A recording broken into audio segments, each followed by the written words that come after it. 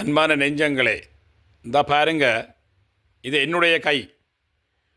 உங்களுடைய கைதான் உங்களுக்கு செல்வத்தையும் செழிப்பையும் தரும். காலையில் எழும்பின உடனே முதலாக ஒன்றும் பார்க்காதீங்க, உங்களோட கையை குனிந்து பார்த்து 2 கையையும் கூப்பி அதே நினைத்து கொண்டு உங்கள் குலதெய்வத்தை நினைத்து கொண்டு காலையில் துயிலழுங்கள். சரிதானே? காலையில் எழும்பின உடனே தயவுசெய்து யார்ட்டையும் ஃபோனை நோண்டி மெசேஜில் பார்க்காங்கோ. முதற்கோணின் முற்றுங்கோணம் 2 நிமிஷம் பெட்டில் இருந்து கையை பார்த்து விட்டு காலை கடனுக்கு செல்லுங்கள். இறைவனை நினையுங்கள். அடுத்தது, உங்களுடைய கையை நீங்களே இப்படி வச்சு பாருங்கள். எல்லா விரல்களும் ஒன்றாக இருக்காது. சரிதானே? வித்தியாசமாக இருக்கும். அவை இதை விட தத்துவம் வேறு எதுவுமே தேவையில்லை. நீங்கள் எந்த புத்தகத்தையும் போய் தேடிக்கடி லைப்ரரியில் படிக்கிறதுன்றதை விட முதலாவது இதை பழகுவோம். நானும் உட்படத்தான். இந்த விரலே ஒவ்வொன்று கொண்டு வித்தியாசமாக இருக்குது. டிஃப்ரெண்ட் எல்லாமே பாருங்க, டிஃப்ரெண்ட் கைண்ட்ஸ் ஆஃப் ஃபிங்கர்ஸ்.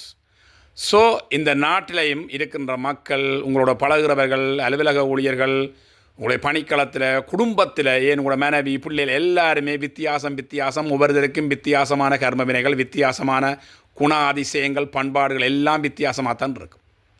அதனால் இவற்றை நாங்கள் சமாளித்து கொண்டு குடும்பம் என்கின்ற வண்டிலாக இருக்கலாம், சமூகம் என்கின்ற வண்டிலாக இருக்கலாம், சமாளித்து பழகி கொண்டு வாழ்வதுதான் மனித வாழ்க்கை.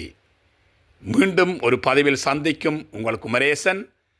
இன்று வரையும் என்னை நேசித்து எனது சேனலை சப்ஸ்கிரைப் பண்ணி கொண்டு வருகிற உங்கள் அனைவருக்கும் சிரம் தாழ்த்தி நன்றிகள் கோடி.